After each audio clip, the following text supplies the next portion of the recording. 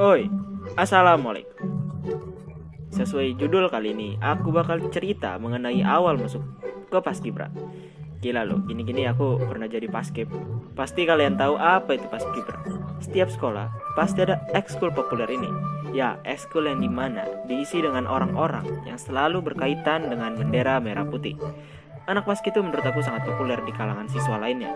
Anak paski itu identik dengan rapi, tinggi, tegap, tegas, dan mungkin botak. So, ini dia ceritaku. Eits, sebelum masuk ke ceritanya, aku mau nutup video ini di like jika suka, komen apapun, dan pastinya screen cap. So, ini dia. Ini bermula ketika aku pertama kali masuk SMA. Ya, waktu itu nilai PPDB online ku ya cukup memuaskan lah. Gila loh. BTW ini cerita di SMA ku yang lama, sekarang udah pindah. Lanjut. Sebelum pembelajaran, pasti ada tuh yang namanya MOS, atau juga sekarang tuh kalau nggak salah namanya MPLS. Masa pengenalan lingkungan sekolah. Ya, dimana panitia MPLS atau kakak kelasnya menunjukkan keseniorannya pada calon-calon adik kelasnya di SMA itu. Singkat cerita, pada saat itu ada latihan baris berbaris atau PBB. Pada saat itulah ada beberapa angkatan senior dari ekskul Paski mencari bibit unggul. Enggak. Maksudnya mencari anggota baru untuk tahun tersebut. Dari sudut pandangku, aku ingat pada saat itu aku bersama salah satu temanku satu ruangan, yaitu ruangan 5, yaitu yoga. Bukan senam ya. Kalian bisa lihat IG-nya di sini di bawah. Aku promosi ini, woi. Yok. Nah terus nih boy, sebenarnya aku pada waktu itu memang tidak mau ikut atau terlibat dengan yang namanya ekskul. Sumpah dah itu beneran. Setelah itu, nah si Yoga ini, si anak DJ nih, kalau kalian belum tahu dia bisa DJ loh. Dia bilang gini boy, udah ikut aja dulu, gampang urusan keluar kalau nggak mau. Gila, ya awalnya nolak aku ya, tapi akhirnya ikut. Masih dalam keadaan MPLS, sementara siswa yang lain ikut kegiatan yang lain. Yang mau masuk ekskul Paski harus ikut dulu tuh yang namanya tes masuk Paskibra sekolah. Tes ini terkait dengan ketangkasan dalam berbaris, ketegapan tubuh, alasan untuk Paski, dan pastinya niat yang kuat. Dan untungnya aku lulus. Nah pada fase ini, fase ini kami disebut calon balon, bukan yang meletus balon hijau dor, tapi calon dari bakal calon Paskibrasa. Ada beberapa fase, yaitu pertama tes atau calon balon tadi, yang kedua balon atau bakal calon, yang ketiga capas, yang keempat peresmian dan pengibaran. Nggak tahu, mungkin seperti itu, aku agak lupa. Waktu itu berapa ya yang ikut tes? Sekitar 60 orang ke atas, dan yang diterima kurang dari 45 orang pokoknya. Masuk ke fase pertama latihan, sekitar tanggal di bulan 7 karena mau gencar untuk melaksanakan pengibaran yang akan kami lakukan. Iya, 17 Agustus. Bisa dibilang hampir setiap hari kami itu latihan, digembleng, dilatih, ditata, tidak ulang, pokoknya yang bagus-bagus lah. Dari sekian seringnya latihan, pada saat itulah lumayan banyak yang keluar karena alasan tertentu. Ada yang tidak kuat, atau salah masuk ekskul, susah, atau dengan alasan lain. So lanjut, dimana ini sudah masuk fase balon, yaitu bakal calon, dimana di sini ada pemberian nacan atau nama cantik. Biasanya namanya jelek-jelek sih, kayak nama singkatan gitu. Tapi kebetulan pada angkatanku itu waktu itu pakai nama wayang, seperti Yudhistira, Sangkuni, Arjuna, Bagong, pokoknya wayang-wayang. Kalian kalau pecinta Mahabharata pasti tahu. Oh iya, aku dapatnya waktu itu Arjuna. Wah, mantap banget. Latihan pun semakin keras, tapi karena di dalam anggota kami banyak yang kocak-kocak, jadi ya latihan itu seru setiap hari. Nggak selalu serius benar, selalu ada hal unik di setiap latihan kami. Misalnya lawakan-lawakan kocak dari Mahendra, Dimas, Wesley, dari Bagong, sumpah dah mereka yang sering lucu. Ada juga para perempuan-perempuan yang mengalami keistimewaan pada diri mereka, jadi mereka tidak boleh lari karena sesuatu yang istimewa terjadi pada diri mereka. Jadi, di mana kami sembari lari muterin lapangan untuk pemanasan sebelum latihan. Sebagai gantinya, karena mereka tidak boleh lari, mereka akan menyanyikan lagu Ayam-ayam bebek patok-patokan. Ya, kurang lebih seperti itu. Oh iya, ada juga yang namanya fase pengenalan. di mana pada fase ini kami harus mengenal para senior angkatan paskibra di sekolah kami, serta mencari kakak asuh.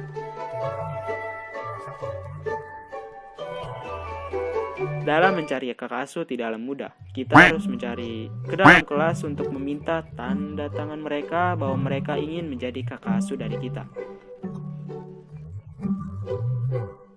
Kami diberi buku catatan kecil, di dalamnya berisi semua nama dan tanda tangan para alumni paskibra sekolah kami tersebut.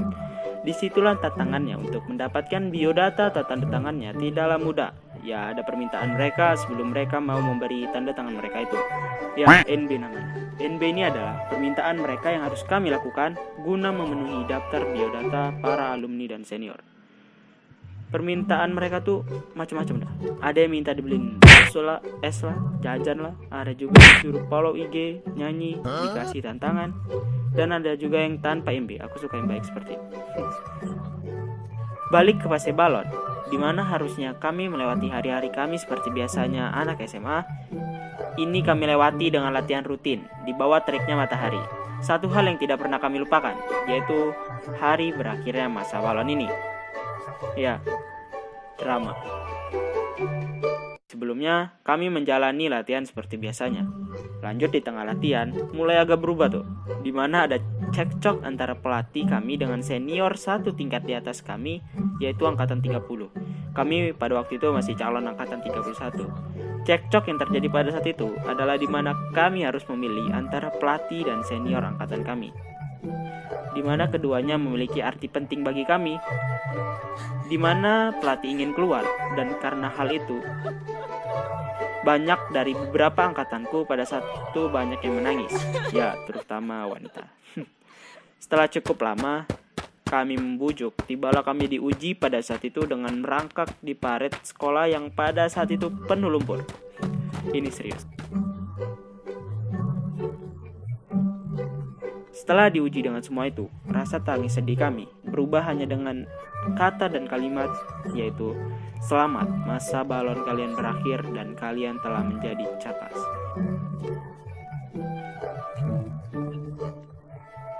Di mana itu adalah fase berakhirnya masa balon kami.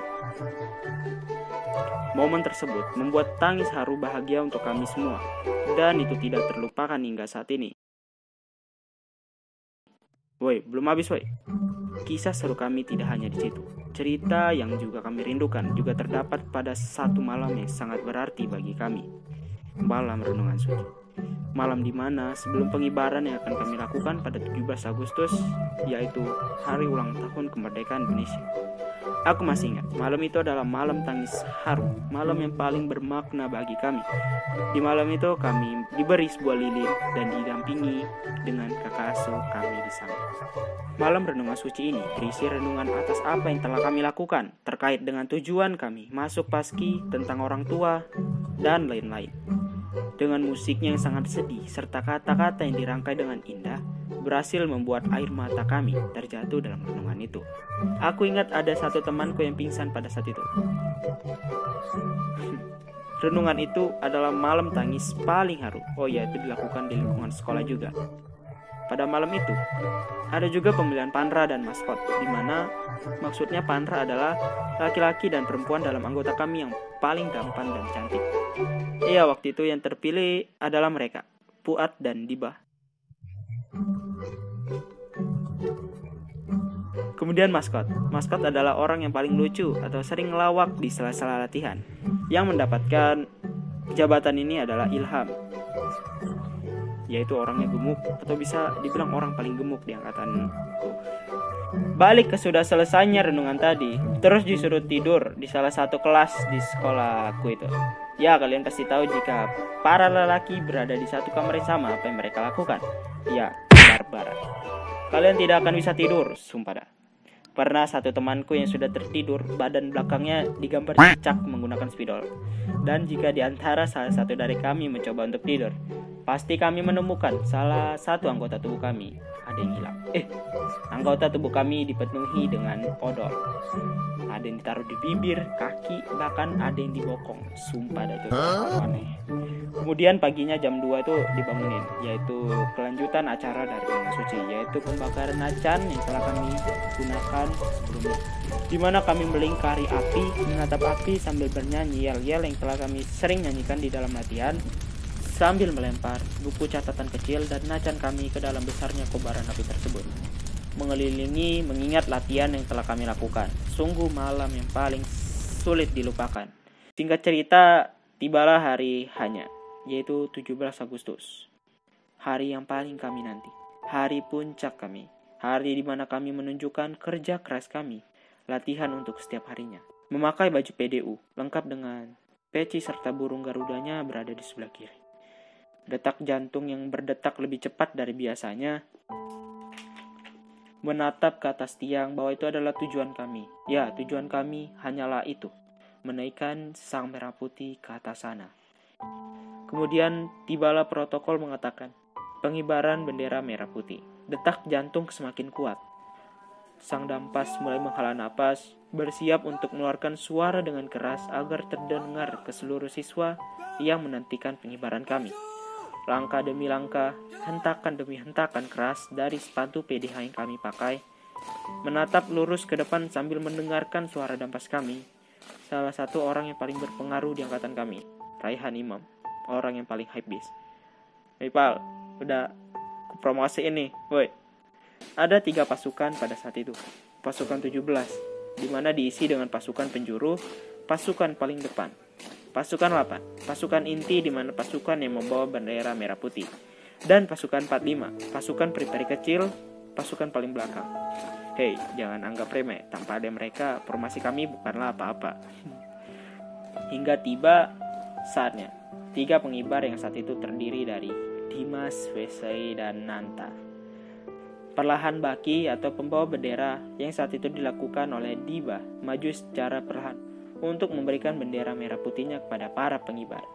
Hingga tiba saatnya penaikan bendera merah putih diiringi dengan lagu Indonesia Raya. Aku tak tahu dengan yang lain, tapi kurasa semuanya merasakan rasa haru. Apalagi dapat melihat merah putih berkibar dengan hebatnya di atas langit sana. So, hanya ini yang dapat aku sampaikan.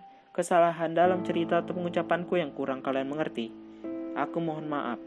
So, ini perayaanku setelah melewati 500 subscriber. Ini bukan hanya ceritaku, tapi juga cerita tentang Kopasda. Kalian bisa lihat IG-nya. Di sana cukup aktif dalam membagikan momen mereka latihan. Dan jangan lupa like, komen apapun, dan share. See you next time, and bye-bye.